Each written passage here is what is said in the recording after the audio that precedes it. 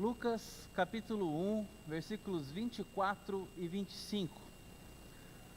Assim diz a palavra do Senhor aqui.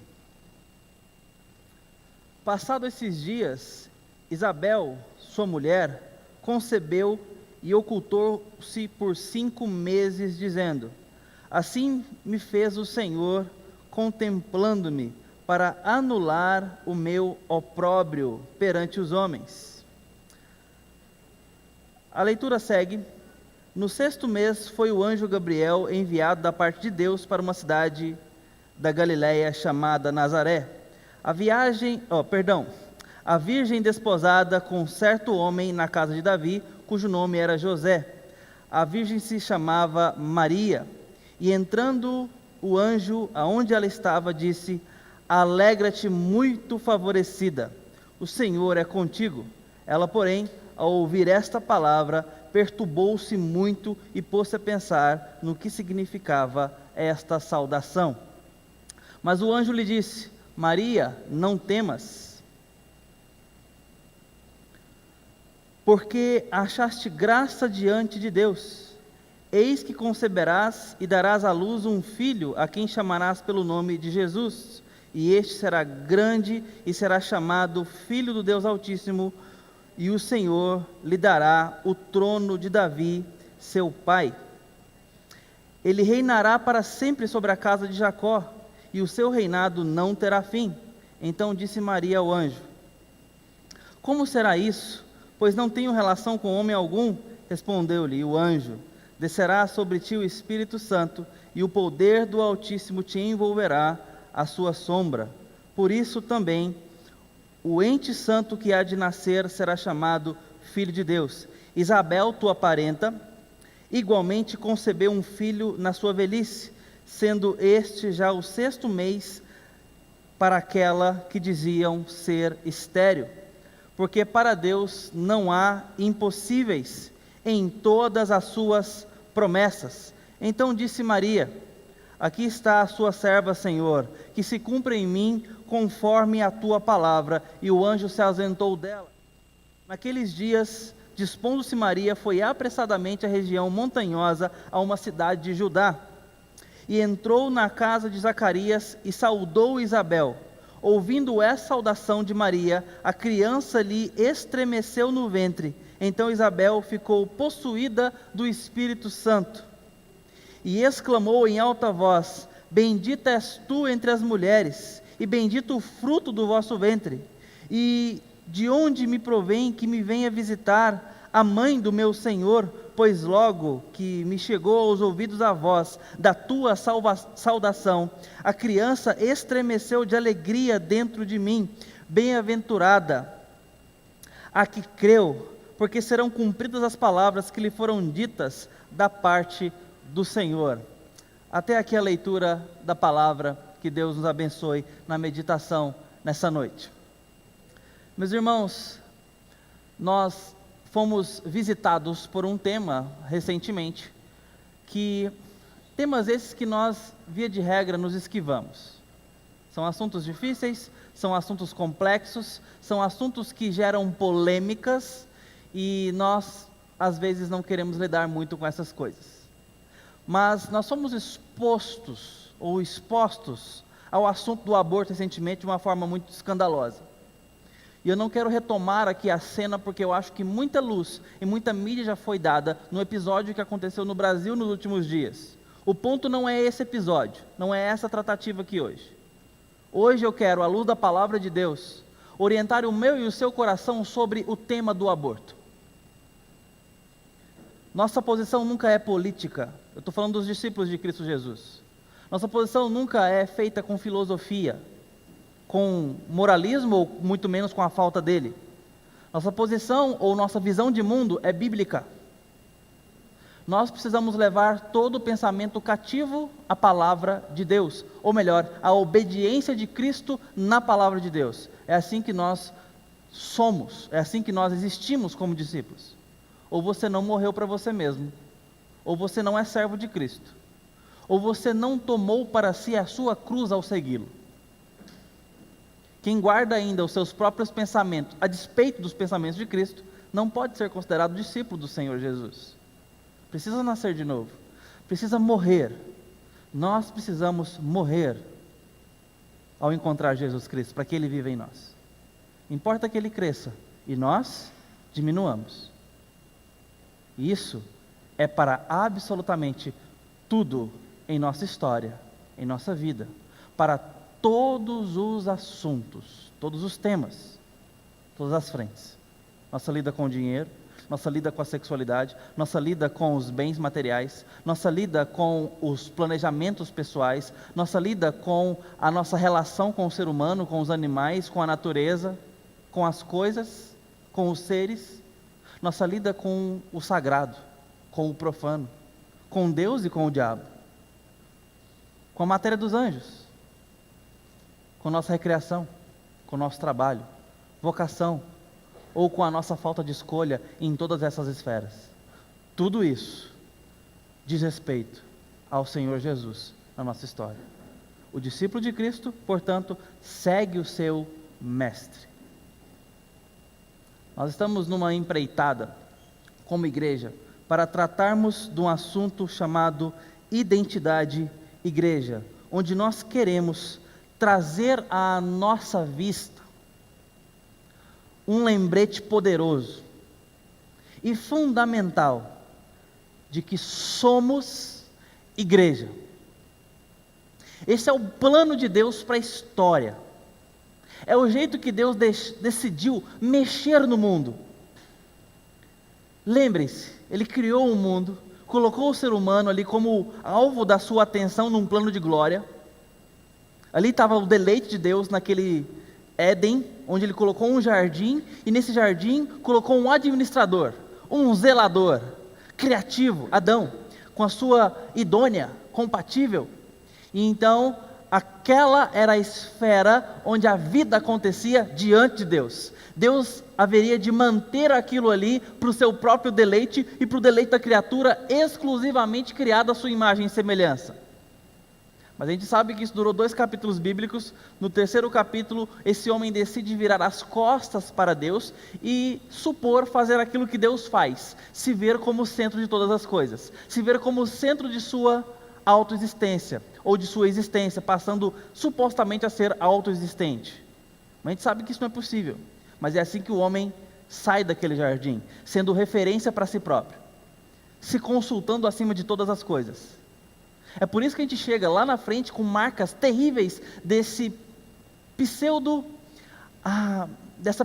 autoexistência. Lá em Descartes, futuramente, base para o iluminismo, nós vamos ter uma frase muito conhecida que a gente gosta de citar: cogito ergo sum. Penso, lembrou? Logo existo. A frase clássica, linda e completamente antibíblica, completamente anti-Éden. A validação da realidade não está na minha autopercepção, não está na minha percepção dela. Deus existe sem mim. A realidade que Ele criou existe sem a minha percepção dela. Eu não preciso sentir, experimentar e provar para que isso venha a ser real. Eu não valido a verdade, ela não está em mim. A verdade não é subjetiva, ela é objetiva, porque ela é uma pessoa. Ela é alguém fora de mim, antes de se misturar comigo. Deus é, ponto. E esse Deus poderoso, e sim esse, autossuficiente, decidiu compartilhar sua companhia, compartilhar dos seus planos, dos seus pensamentos, e criou o lugar da habitação do ser humano. E quando o ser humano tenta viver sem Ele, Gênesis 3 em diante, nós estamos nessa faixa da história, depois de Gênesis 3, caídos, quebrados e sem Deus, carentes que Deus se revele, se mostre e nos ilumine a verdade, o coração, a percepção e nos transforme. Essa é a realidade humana depois da queda. Então, depois que o homem sai dali, Deus não desiste do plano dele, até porque ele não foi surpreendido em Gênesis 3. Deus é soberano o suficiente para conduzir a história com uma maestria incompreensível, que tem Gênesis 3 e a queda humana como elemento presente. Deus não foi pego de surpresa ali. E a prova disso é que o plano que estabelece de redenção para a humanidade caída exalta a Deus mais do que Gênesis 1 e 2 exaltaria. Porque lá no final do Novo Testamento, nas cartas de Paulo, ele falando à igreja de Corinto, ele, revelado pelo Espírito Santo de Deus, diz que a glória do segundo Adão é incomparavelmente maior, em outras palavras, mais reluzente de Deus do que a do primeiro Adão. Então o plano de redenção, ele traz mais luzes ao ser de Deus, a quem ele é, do que o jardim intacto no Éden. Deus tem um plano de glória, um plano que tem um final feliz para aqueles que com ele estão participando da trajetória, para aqueles que farão parte do deleite final. E esse plano envolve ele transformar e abençoar pessoas caídas na história, ele bendizer famílias perdidas, ele ir atrás de ovelhas desgarradas e chamar mortos à vida. E então, quando nós chegamos lá em Gênesis capítulo 12, nós temos uma reversão do que foi a queda, porque ele envia a Abraão dizendo: eu vou buscar o meu povo na terra, em ti serão benditas todas as famílias da terra. Foi mencionado em Gênesis 11, mas em Gênesis 15 é repetido com mais detalhes a promessa que Deus faz em Abraão para a igreja, porque Abraão é o representante da igreja, e nós não somos aqui judaizantes, israelitas por tabela, não é esse o ponto. Nós somos da linhagem de Abraão, não pelo sangue, mas pela fé. Explicação de Paulo aos Romanos, capítulo 9, 10 e 11. Ele explica que o verdadeiro israelita, ou o verdadeiro povo de Deus, não é um povo geográfico ou nacional, mas espiritual pela fé. Se cremos, somos povo de Deus. Ponto. Fecha essa janela. Então, ali Deus faz uma promessa, Gênesis 15, dizendo: Abraão, vem para fora. Abraão, que não conseguia ter geração, não conseguia ter filho, ele e a esposa já idosos, bem avançados de idade, e Deus havia prometido que dele seria, agora estamos falando de sangue, que Deus demonstraria graça sobre ele para que ele tivesse um filho. E Deus ia fazer um milagre do impossível. Deus gosta muito de usar casos impossíveis para mostrar o seu poder e a sua graça para a gente que é carente, para a gente que precisa, para a gente quebrada. Então ele pega Abraão, chama Abraão numa noite estrelada, num ambiente que não tinha rede elétrica, que não tinha postes de luzes. A gente às vezes desfruta isso em pequenas ocasiões que temos na vida, de ir para um sítio, de estar numa zona rural, em que vamos olhar o céu estrelado. Seus irmãos pensam como eu me deleito naquilo ali. Gosto dessas atividades, sair um pouco da cidade e ver a natureza, mas a natureza noturna então tem um céu apaixonante. E olha, meus irmãos, eu acho que o que Abraão estava vendo não se compara com as oportunidades que eu tive até hoje, que são muito limitadas em lugares mais ou menos não urbanos, né? Nossos pequenos retiros aí, por onde a gente passa, não se compara a alguns milênios atrás, o céu pintado de estrelas. Então Deus diz: conta as estrelas, se é que o podes, assim será a tua descendência, que gerarei de ti. Essa é a minha aliança contigo e com a tua posteridade. Em ti serão benditas as famílias da terra. Sabe que promessa é essa? A promessa de que Deus edificaria a sua igreja e as portas do inferno não prevaleceriam contra ela. Deus ia suscitar um povo de lugares impróprios, de alguns jovens escravizados na Babilônia, castigados, oprimidos, E ali Deus ia suscitar a igreja, diante de um império que queria matar a igreja. Deus ia humilhar um lugar chamado Egito, e tiraria um bebê improvável de sobreviver, inclusive, que é jogado num rio, num balaio, e sobrevive, vai parar no palácio com um plano subversivo de Deus, para derrotar o maior império mundial do mundo antigo, e mostrar o seu poder e a sua graça. Deus vai levantando a igreja dele de lugares improváveis. Deus vai suscitando um povo que peregrina 40 anos por um deserto, um povo que a geração é corrupta e que vira as costas para Deus, um povo improvável, que não tem compromisso com Deus, e que se dependesse desse povo, não haveria igreja jamais, como se dependesse de nós hoje. Haveria futuro sólido para a igreja, se dependesse do meu e do seu compromisso, se dependesse das nossas contribuições, dos nossos dons, da nossa disposição, da nossa vontade de fazer. Meus irmãos, se Deus não tem misericórdia da igreja dele, no tempo e no espaço, nós estaríamos perdidos, como foi mostrado para nós ao longo da história bíblica. Deus levantou, mandou profetas, suscitou graça, e o broto da perseverança floresceu. Chegamos então no Novo Testamento, onde esse plano igreja viria com força total, porque o Messias invadiria o mundo que é dele, para suscitar um rebanho esclarecido, fazendo com que todo o Antigo Testamento fosse agora significado, explicado e ilustrado nele. Deus estaria aqui cumprindo as suas promessas em Cristo, porque tudo que foi feito antes apontou para esse momento. Esse é o plano igreja, essa é a nossa identidade. Estamos peregrinando na história com base nisso, no que Deus está fazendo. Somos igreja, e o nosso momento é esse. Nós não escolhemos a circunstância, só nos dispomos à missão. Esse é o ponto do discípulo de Cristo. É em pandemia que sejamos igreja na pandemia. Sejamos igreja nessa circunstância. É com emprego novo, louvado seja o nome do Senhor. Serei crente com emprego novo, com promoção. Está desempregado, a empresa quebrou. Esta é a circunstância do seu chamado para ser discípulo, ser igreja, ser sal e luz.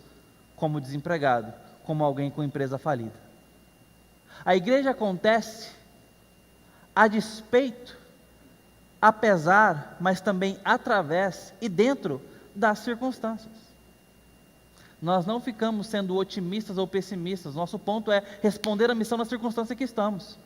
Por isso eu quero lembrar o meu coração e o seu coração de que somos igreja. E uma das formas de fazer isso é responder ao nosso tempo. Responder às questões que nos colocam e que estão sendo perguntadas. Eu lembro que na minha época de infância era muito comum você ver uma pichação nas ruas escrito o seguinte: Jesus é a resposta. Alguém certa feita, o pregador brincou com a situação que alguém teria escrito: e qual a pergunta? E meus irmãos, isso é muito relevante. Quais são as perguntas? A gente não pode fazer como uma cena de escola dominical. As crianças estavam ali e todo tipo de pergunta eles já sabiam a resposta, porque as professoras e os professores sempre queriam reforçar ali o evangelho da cruz. Então eles, quem é que nos salvou? Jesus. Como é que a gente vai para Deus? Através de Jesus. Quem responde essas orações? Jesus. E um dia a professora está fazendo um desenho no quadro e tal, fez ali umas orelhinhas, umas patinhas, estava ali contornando um rabinho de pompom. Que bicho é esse? Professora, está parecendo muito um coelho, mas eu acho que a resposta certa é Jesus. Não é assim que funciona a igreja. Nós não temos respostas prontas e encaixotadas. Nós nos enchemos da palavra de Deus para pensar os pensamentos de Deus e para responder as perguntas que de fato estão sendo feitas. As do nosso coração, as do coração da nossa família e das pessoas que nos cercam. Precisamos dar boa razão da nossa fé. E então, por isso, dentro dessa orientação que queremos dar à igreja, de que somos igreja, essa é a nossa identidade, hoje eu gostaria de tirar o tempo para estudarmos esse texto que lemos e outros, a fim de vermos sobre o aborto. Eu gostaria de começar lendo um texto de uma jovem chamada Gabriela Prado. Esse texto foi escrito em 2017. Cito o nome dela porque é um poema que ela explicitou e publicou. E esse poema dela reflete muito do pensamento daqueles que agora acusam a igreja de estarem sendo insensíveis, retrógrados, ao serem contra o aborto. Ela diz o seguinte: entendo o que pode passar na cabeça das frentes que defendem a liberdade do aborto, ou a legalização dele. Eu quero poder escolher entre gerar uma criança em meu ventre e não dar chance de crescer dentro de mim o feto. Eu quero ter a opção de abortar. Eu quero decidir o que fazer com o meu corpo. Eu quero poder escolher entre ser mãe e continuar sendo mulher mesmo assim. Eu quero que parem de impor que eu tenho que gerar um bebê. Quero ter a liberdade para decidir o que vai sair da minha vagina. Eu não quero ser julgada caso eu diga não à gravidez. Eu quero poder tomar minhas decisões baseadas em meus princípios e não no que os outros pensarão de mim. Eu quero que as manas possam ser elas mesmas, sem precisar provar algo para a sociedade que só nos massacra com suas hipocrisias. Eu quero que minha vizinhança não seja julgada, eu quero que em minha vizinha, não seja julgada por ser mãe solteira. E também não quero que a mulher do carteiro seja rotulada como desnaturada, por não querer gerar um filho. Eu quero mais amor e mais liberdade. Quero mais justiça. E que entenda que precisamos ser livres. Eu quero viver, sem ter que colocar outra vida no mundo. Eu quero decidir se vou ou não ser mãe. Eu quero decidir, sozinha. E só quero poder abortar caso eu não queira ter um filho. E eu quero respeito por decidir o que fazer com a minha própria vida. Meu corpo, minhas regras. Se não é seu corpo, do que lhe importa? Minha poesia para a sua hipocrisia, que talvez tenha se tornado um monólogo, mas com a intenção de avisar que no meu corpo mando eu. Apenas. E só quero ter a opção de ter opções. Quero que entendam que eu preciso escolher e determinar o que é melhor para mim. Eu quero decidir. Aqui encerra-se a fala dela como parte de um movimento chamado Virada pela Legalização do Aborto, que foi de setembro daquele ano.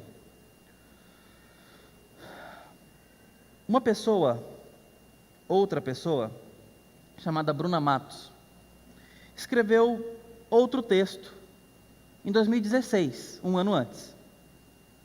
Elas não são correspondentes, não que eu saiba, tá?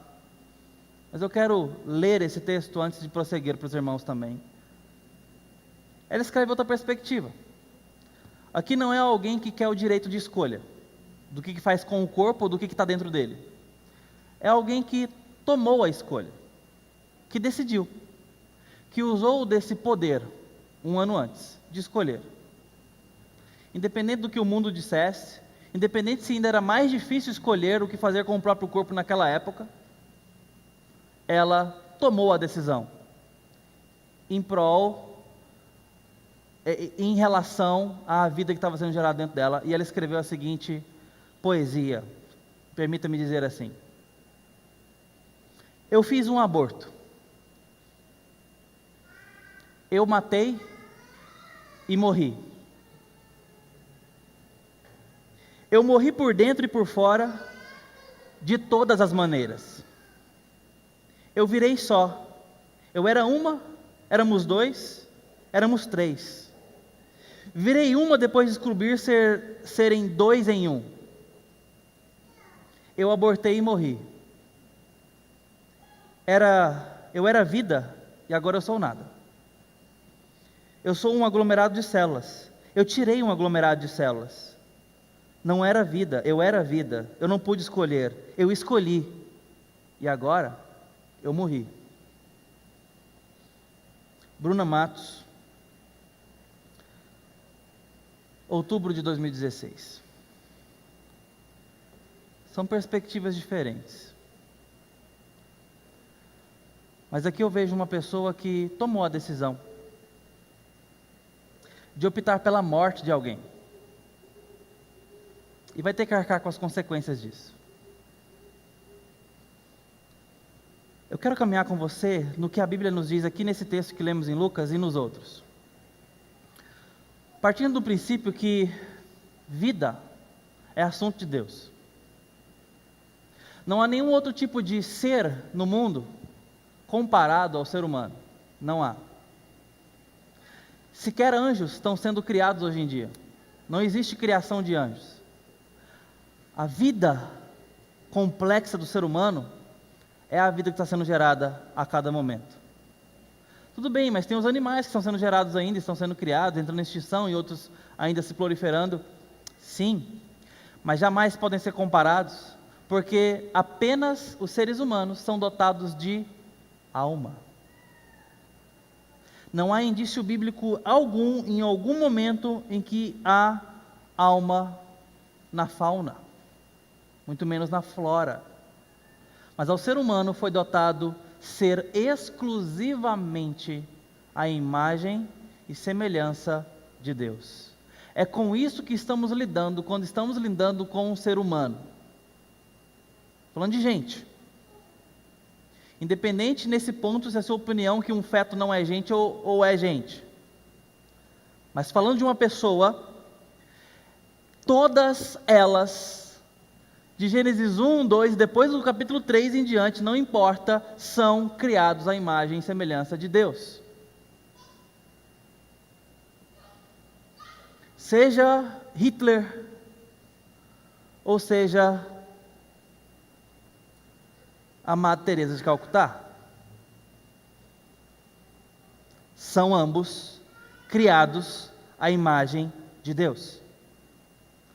Ambos nasceram com essa imagem caída, corrompida e carente de redenção. Esse é o ponto em que nós somos encontrados vivos, carentes. Eu nasci em pecado e por natureza somos filhos da ira. Em pecado me concebeu minha mãe, diz Davi, Salmo 139, e que inclusive é um salmo que fala sobre atividade fetal. Essa é a nossa condição na vida, carentes de glória de Deus, mas ainda assim possuindo a imagem e a semelhança exclusiva do ser humano de Deus. Isso é um ponto que nos distingue de qualquer outra coisa. E se nós somos crentes, discípulos de Cristo, precisamos aprender a olhar um ser humano na fila do pão, na fila da lotérica, ali no outro, de trás do outro volante do carro ao lado, como uma criatura feita à imagem e semelhança de Deus, digna de respeito. Por mais que aquela pessoa esteja caída e corrompida, longe da restauração dessa imagem, e essa restauração vem pela conversão, pelo tratamento do Espírito Santo, pelo novo nascimento, pelo perdão alcançado em Cristo Jesus, pelo discipulado bíblico que se aproxima de Cristo e que o leva à semelhança de Cristo, onde Deus vai completando a obra que começa na nossa conversão e regeneração. Mas ali está um ser humano. E nós precisamos entender que seres humanos são seres respeitáveis, pelo que são admiráveis. O teólogo Gerhard Bars, no seu livro A Essência da Evangelização, ele diz que se nós fôssemos expostos ao, entre aspas, tá gente, DNA humano, tão divino que é, por ter Deus colocado a própria mão para fazer, nós seríamos extremamente tentados a adorar a criatura humana. Mas gente, não é isso que acontece? A gente adora tudo aquilo que entendemos que é o máximo. Se você vai na antropologia e percebe que não tem ajuntamento de povo, de tribo, sem noção espiritual, você talvez seja levado a essa compreensão, porque o ser humano foi dotado com um ímpeto de adoração. É por isso que você tem povos animistas e tribos indígenas que adoram o rio, as árvores, que adoram o sol, povos antigos de milênios atrás que adoravam as forças da natureza, ou mesmo a criatura humana. Ou quando você vai então para os egípcios, que tinham mais de 300 deuses no seu panteão, na sua teologia. Eles chegaram inclusive a fazer o deus Ra, e o deus Ra era ali uma forma de você adorar a tudo aquilo que era magnífico aos olhos humanos. Um ser humano, na sua versatilidade, na sua complexidade, na sua adaptabilidade. Então, um corpo de gente, esse era um antropomorfismo ali, uma cabeça de águia que a todos prescruta e vê na sua altitude, no seu alto alcance, na sua perspicácia. E a cabeça era coroada com o sol, nada menos do que o sol. Esse é o deus Ra. E aí nós avançamos na cultura, nos milênios à frente, e continuamos pensando: penso, logo existo.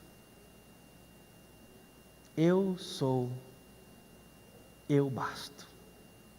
E a verdade passa por mim, para que eu a afirme, para que eu creia.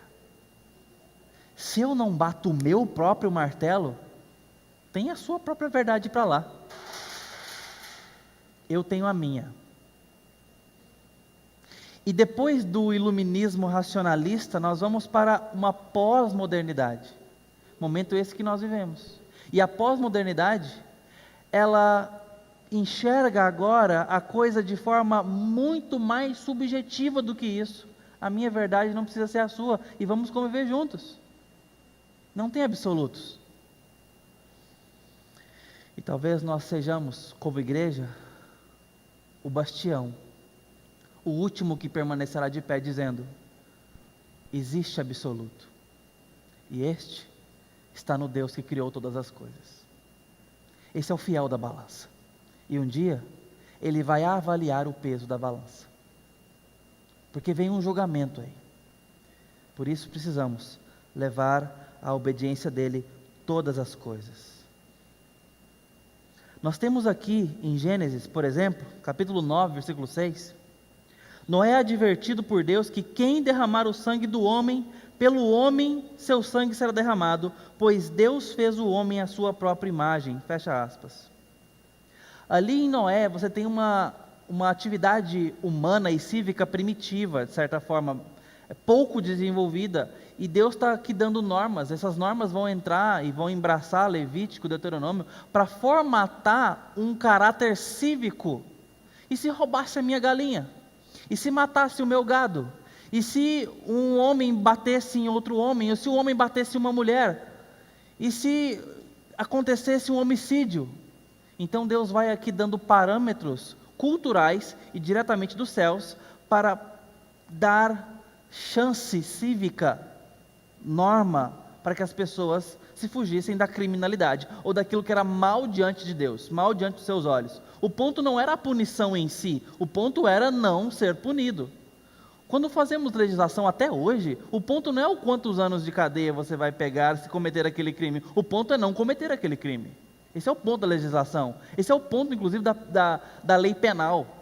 O ponto não é a pena é para que você não faça. É por isso que existem as multas. Está certo que o governo arrecada muito com isso, mas o ponto não é a pena, o ponto é a segurança do trânsito, pelo menos deveria ser. Por isso que existe a multa, para que você não infrinja a lei e deixe o trânsito mais seguro para a sua própria vida e para os dos outros. Esse é o ponto. Legislação funciona assim. A pena não é o ponto.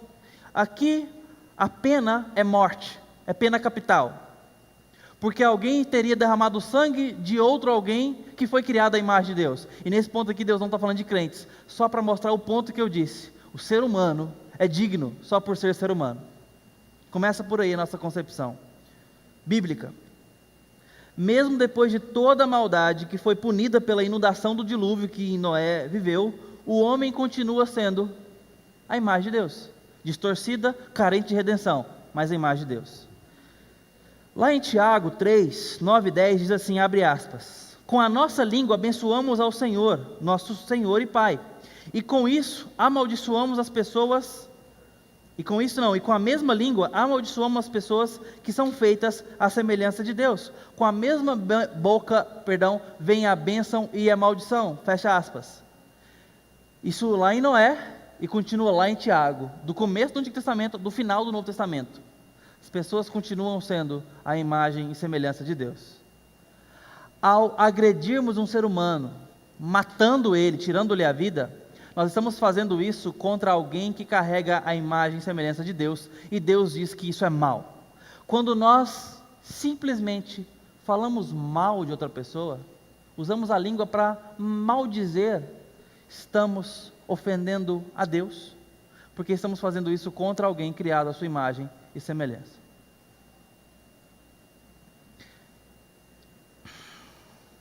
Os exemplos sempre são muito perigosíssimos. Mas eu vi esses dias, numa rolagem de timeline aí da internet, e vi uma senhora indo a uma exposição de Romero Brito. Se você gosta ou não, isso é outro ponto, não é o ponto aqui. Romero Brito estava ali fora do país expondo suas obras. É um pintor brasileiro, para quem não conhece, também escultor. E veio uma dona de restaurante, que era fã dele, com uma obra dele nos braços, chegou diante dele, ele até achou que ele iria autografar alguma coisa assim, porque ele estava ali meio que na expectativa de receber. Ela pegou esse vaso e jogou nos pés dele, era uma obra dele, e disse, nunca mais volte ao meu restaurante, aos gritos ali, nunca mais volte ao meu restaurante, você desonrou as pessoas que trabalham ali, os meus clientes, os meus garçons, e tal, e saiu, e ele ficou todo espantado ali. Aquela foi uma obra um ato de protesto daquela mulher contra Romero Brito. A cena por trás diz que ele teria ido ao seu restaurante, reservou 20 lugares e sentou-se sozinho para tomar um café, um chá, e apenas um chá. E teria sido ríspido e intolerante com os garçons ali, talvez mal educado.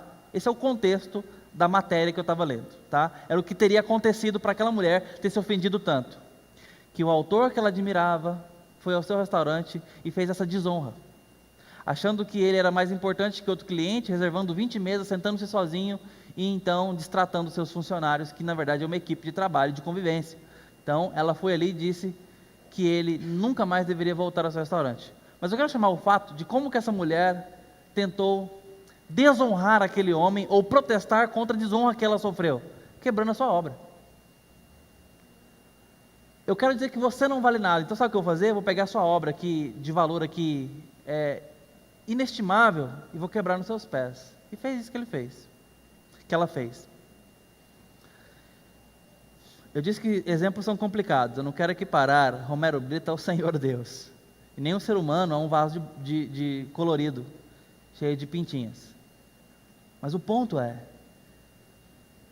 que nossas obras nos representam, o fruto de nossas mãos representam, como seres humanos, são cartas abertas de quem Deus é. Sobretudo aqueles que são restaurados, são trazidos à semelhança de quem mais expressa quem Deus é, Cristo Jesus. Quando nós vamos tendo os pensamentos de Cristo, nós vamos mostrando mais quem é Deus para o mundo. E aqui você percebe que a Bíblia nos fala que seres humanos continuam sendo a imagem de Deus. Salmo 8, 3 a 6. Quando olho seus céus, o trabalho de seus dedos, a lua e as estrelas, que você colocou no lugar, o que é o homem que está consciente por ti? Que é o homem que dele te lembres? E o filho do homem, para que se importes? No entanto, o Senhor fez um pouco abaixo dos anjos e o coroou de glória e honra. Tu lhe deste domínio sobre as obras de suas mãos. Esse é o ser humano, no olhar do salmista. A vida humana tem essa preciosidade bíblica. Nós precisamos desse fundamento no nosso chão.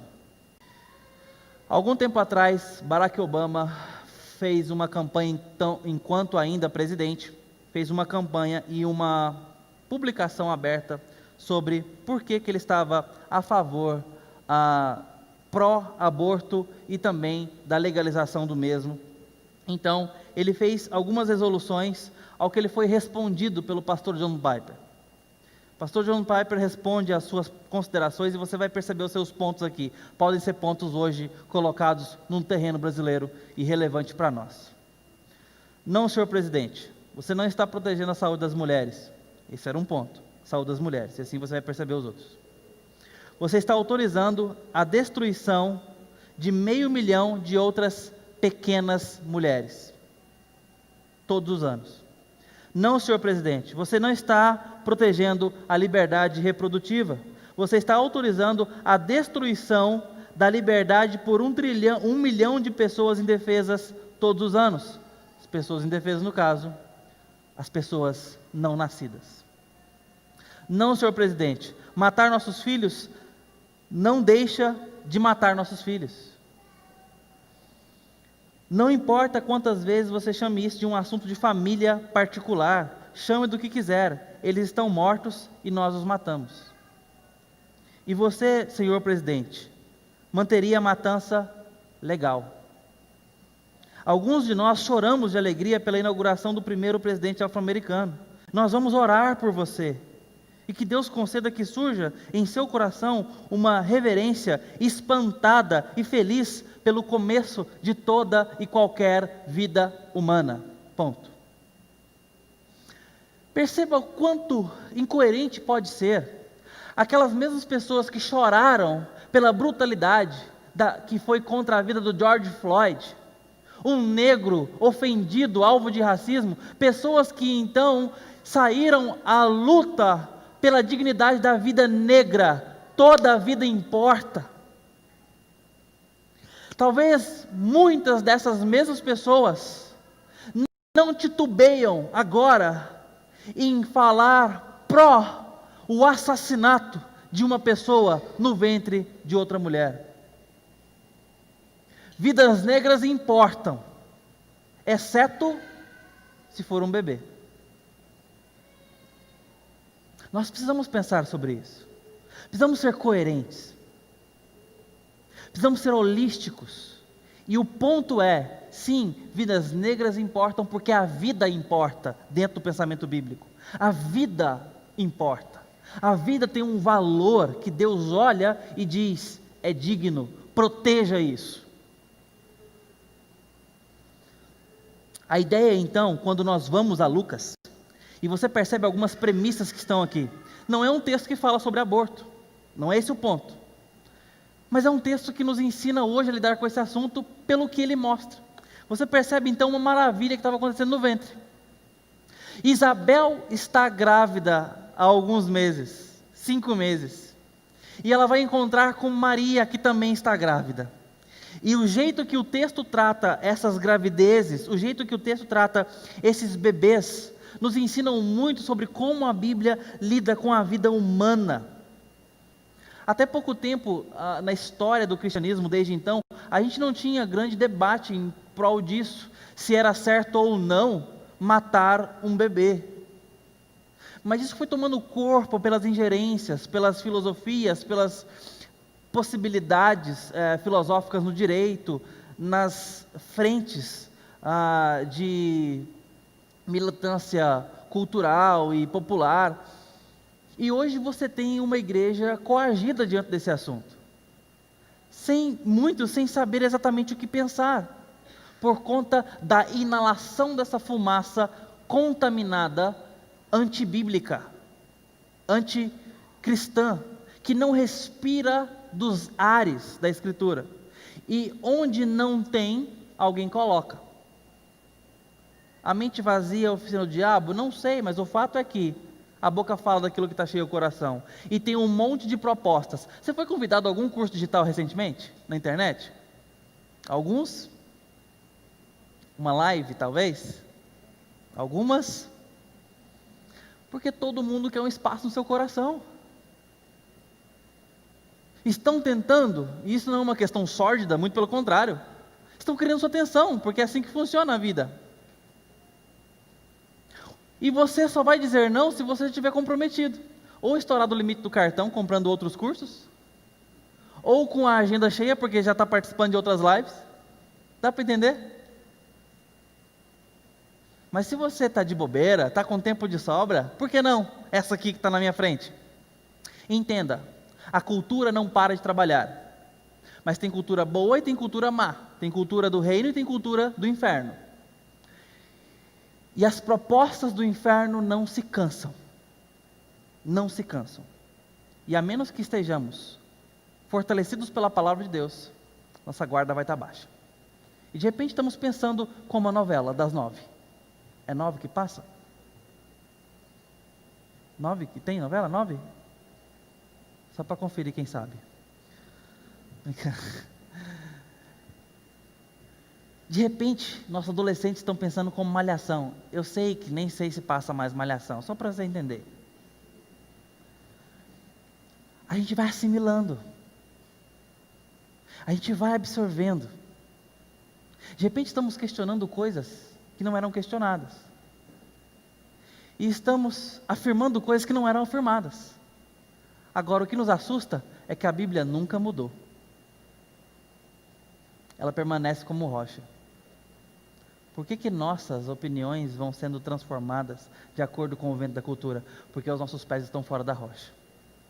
E aqui você percebe então que a forma como a Bíblia trata gente é muito específica. Nós temos aqui o início da vida cristã. Depois desses textos aqui veio o segundo século, o terceiro século, mas no segundo século nós temos documentos antigos muito importantes para a fé cristã, como a de Daquê, por exemplo, ou o Credo, a Epístola de Barnabé.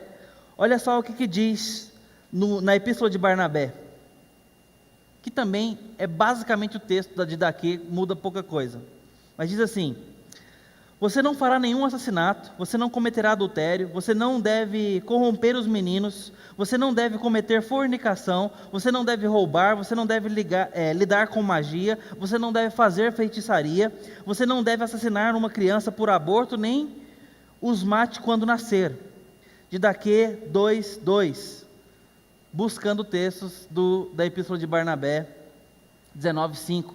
Isso aqui são textos confessionais, ou seja, pessoas que estudaram a Bíblia em concílio e então tiraram aqui uma teologia expressa para orientar a vida cotidiana. Chegaram a essa conclusão que nós não temos dificuldade de enxergar na Escritura.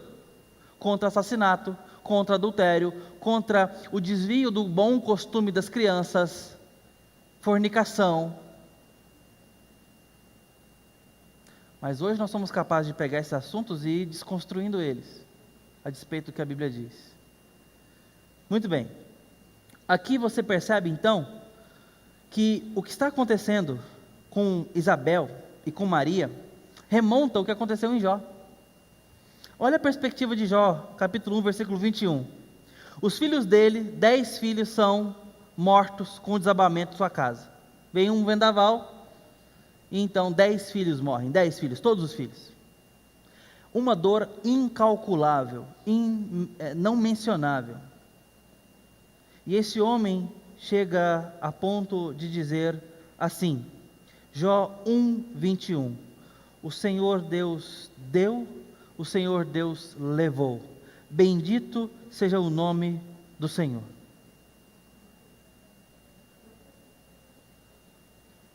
O que Jó tem aqui não é uma resposta curta e grossa. Você vai ver depois disso 40 capítulos, mais de 40 capítulos, mostrando para nós a teologia desse homem, que está em construção, inclusive, até o final do livro. Aqui você percebe que ele está dizendo o seguinte: Deus tem autoridade sobre a vida que ninguém mais tem.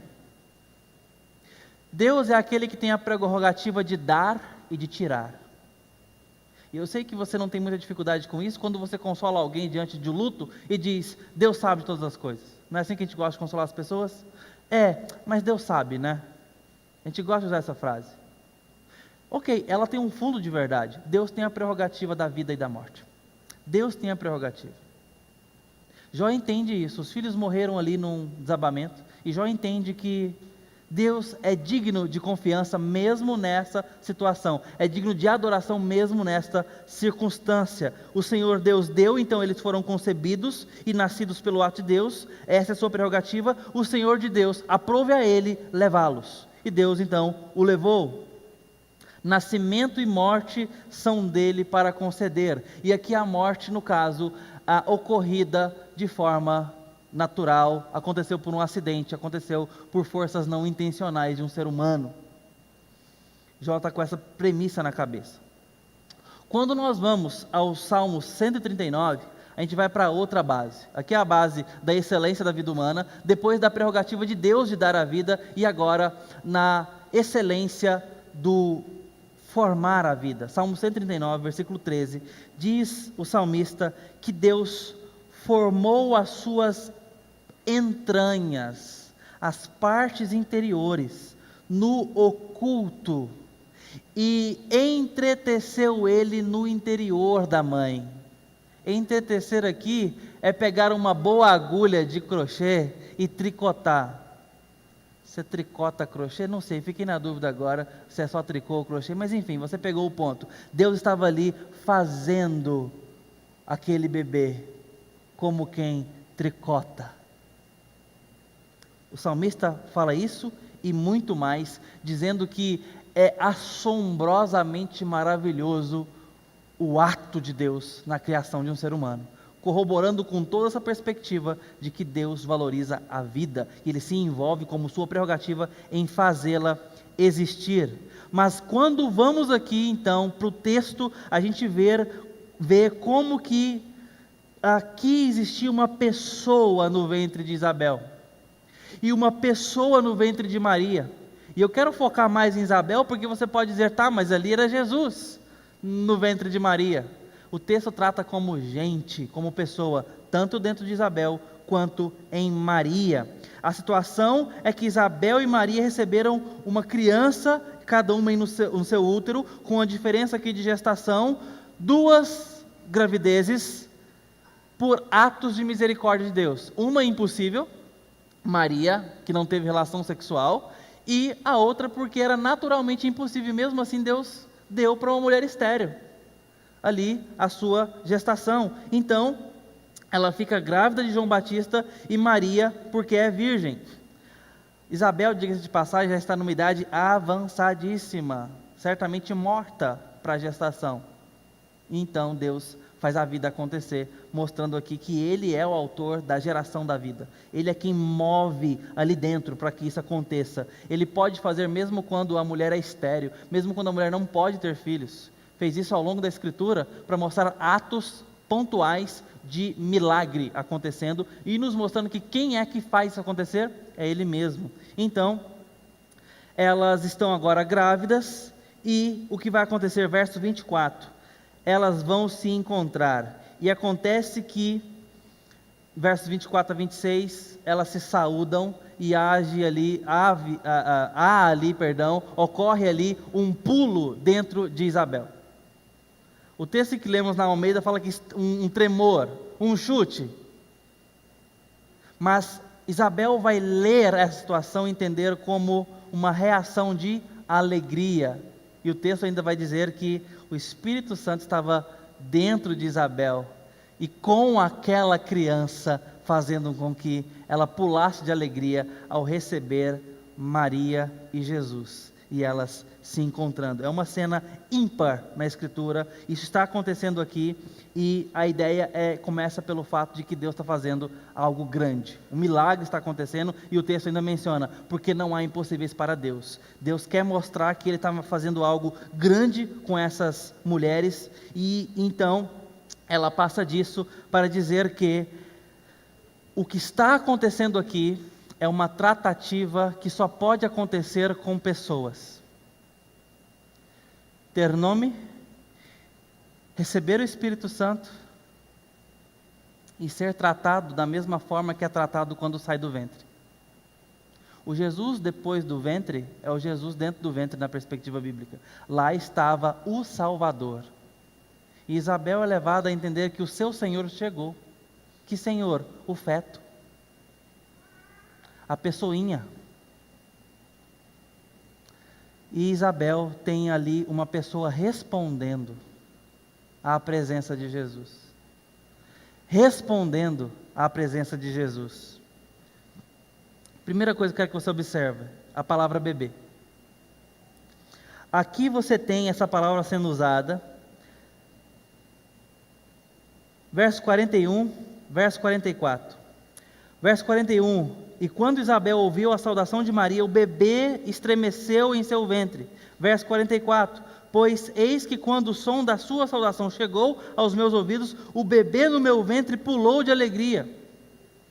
A palavra bebê aqui, brefos, no grego, é uma palavra que ocorre em outras partes no Novo Testamento e que tem uma conotação, por exemplo, em Lucas 2,16, tem esse mesmo significado e também tem uma ideia de pureza, tá? Mas você também tem Lucas 2 usando, Lucas 2,16, eles foram com pressa e encontraram Maria e José e o bebê deitado em uma manjedoura. Perceba que você tem outras ocorrências que mostram vários estágios da vida humana para a mesma palavra. O bebê está no ventre, mas também é o bebê da manjedoura. Brefos. 1 mês de vida, 25 semanas de gestação. Brefos. Bebê. Palavra usada para falar sobre pessoa em estágio primário. A Bíblia trata assim. É exatamente a mesma palavra. A igreja, ao lidar com esse texto ao longo dos primeiros tempos bíblicos e posterior, viu nisso que as pessoas que Jesus e João Batista são, no decorrer da sua vida, são pessoas antes de saírem do ventre. As mesmas. Era o João que estava lá dentro. Era o Jesus que estava lá dentro.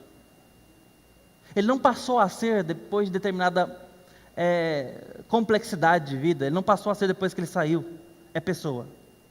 E essa complexidade é olhada como algo magnífico. A ciência nos fala, por exemplo, a partir do a oitava semana. Na oitava semana nós temos. O ultrassom hoje nos ajuda a ver isso de forma magnífica, muito mais do que em tempos anteriores. A gente consegue perceber o feto chupando o polegar, recuando de estímulos, de cutucões.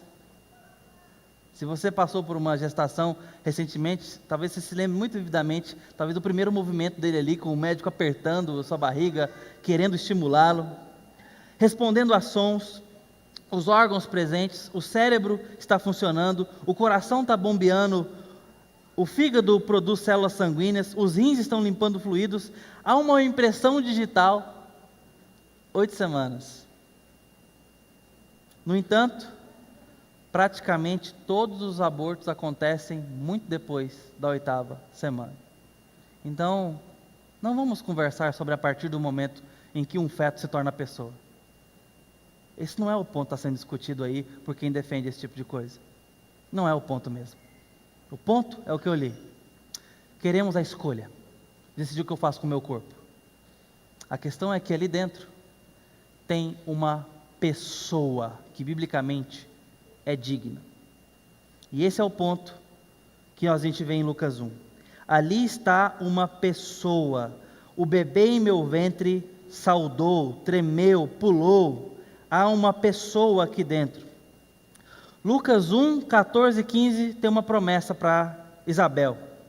Vocês terão alegria e muitos se regozijarão com o seu nascimento de João, pois ele será grande diante do Senhor, e não deve beber vinho ou bebida forte, e ele será cheio do Espírito Santo, mesmo no ventre de sua mãe. Abrindo a porta aqui para o nosso último ponto. Além de ser pessoa, obra feita exclusivamente por Deus, é alguém capaz de ser cheio do Espírito Santo. A Bíblia não fala de animais cheios do Espírito Santo. A Bíblia não fala de membros do corpo cheios do Espírito Santo. Nossa, o meu braço ficou cheio do Espírito Santo e ele não parava de se erguer, mesmo eu não estando nem aí para o que estava acontecendo. Isso não acontece. Ou nós estamos cheios do Espírito Santo, ou não tem o Espírito Santo. Aqui está acontecendo é que uma pessoa se encheria do Espírito Santo e o seu bebê estaria cheio do Espírito Santo. Esta pessoa, no 5º mês de gestação, estaria cheia do Espírito Santo, porque Deus estava agindo ali. Essa é uma das razões, pelo nosso pensamento bíblico, porque nós devemos honrar a vida em todos os seus estágios. São alvo, inclusive, da regeneração que acontece pelo Espírito Santo, da atividade sobrenatural de Deus. Deus está em contato com os bebês dentro dos ventres, capaz de lhes falar, de lhes comunicar, capaz de lhes encher do Espírito Santo. Qual a razão disso acontecer? Senão o fato de que Deus se interessa pela vida. O começo da vida é uma coisa magnífica, é obra de Deus. Deus é quem forma a sua imagem e semelhança na história ao continuar dando vida para acontecer. E a igreja, diante de tudo isso, precisamos nos surpreender com o dom da vida, a ponto de valorizá-lo, a ponto de olhar para qualquer estágio da vida humana e dizer: louvado seja o nome do Senhor, porque não desistiu da humanidade e continua suscitando vida para serem redimidas, vidas para serem alvo da bênção, como Abraão foi destinado a ser. Em ti serão benditas as famílias da terra. A igreja precisa abençoar famílias hoje. Nós precisamos não apenas nos colocar e nos posicionar por conta de uma opinião ou outra. Nós precisamos nos posicionar em prol da vida. E isso eu estou falando de envolvimento. Eu não estou falando de posição que a gente tuita, que a gente publica, posta numa rede social. Eu estou falando de gente, de se envolver pela vida, nos envolvendo com gente, orando por pessoas, intercedendo por pessoas quebradas, por mães assustadas, ou mesmo por mães abusadas. Precisamos orar e colocar os joelhos no chão, ou não cremos na oração. Em outras palavras, e biblicamente melhor colocadas, ou não cremos no Deus que ouve e aprove a Ele nos dar a oração como meio para que Ele nos responda. Precisamos orar pelas mães que estão em dúvida, pelas mães que estão ameaçadas, fragilizadas, e de uma forma especial, pelas mães que foram marcadas pelo aborto, pedindo a graça de Deus. Não tem glamour nessa conversa. Entre um abuso e um aborto, não tem opção feliz. Nós precisamos, além de orar, ter coragem de nos envolver. Ter coragem de nos aproximar do quebrado, de gastar tempo com gente ferida,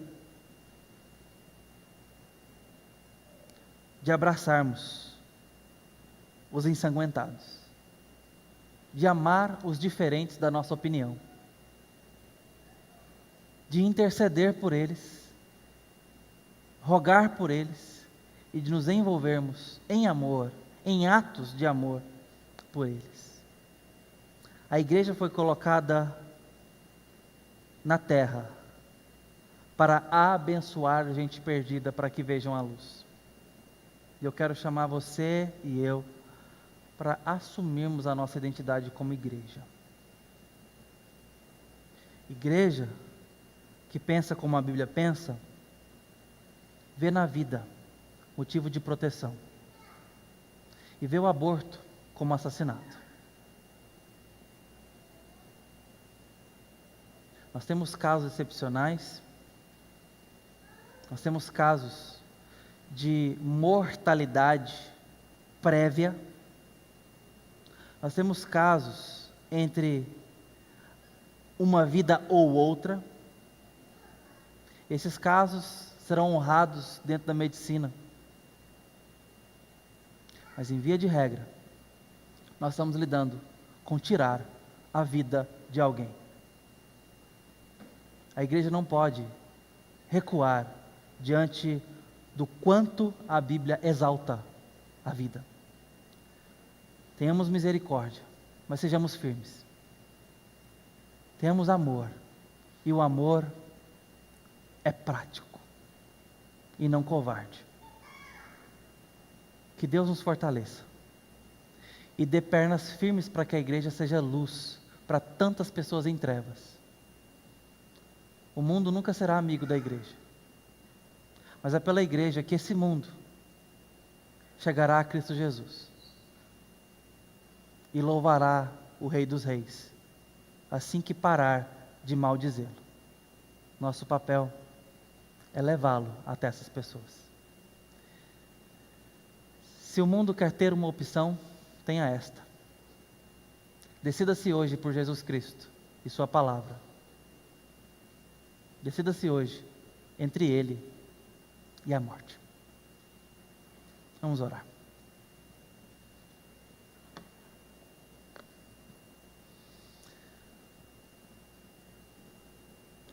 Ó Deus grandioso, pedimos ao Senhor uma mentalidade cativa à Tua palavra. Pedimos que a minha geração seja fiel ao Teu coração na Escritura. Nos ensine a ser igreja, a ser noiva do Senhor, discípulo de Jesus Cristo. Assim, nos dê o mesmo amor, o mesmo coração do nosso Mestre, do Cordeiro Santo do Senhor. Nos ajude a alcançar vidas perdidas, com a graça do Evangelho. E que esse assunto tão delicado seja confrontado e abençoado pela luz que vem do Teu trono revelado nas Escrituras. Nos dê amor para vidas marcadas pelo aborto. E Te pedimos que essas crianças sejam recebidas no Teu trono, Pai. Na Tua graça regeneradora, que precede a fé e salva. Tenha misericórdia, em nome de Jesus. Amém.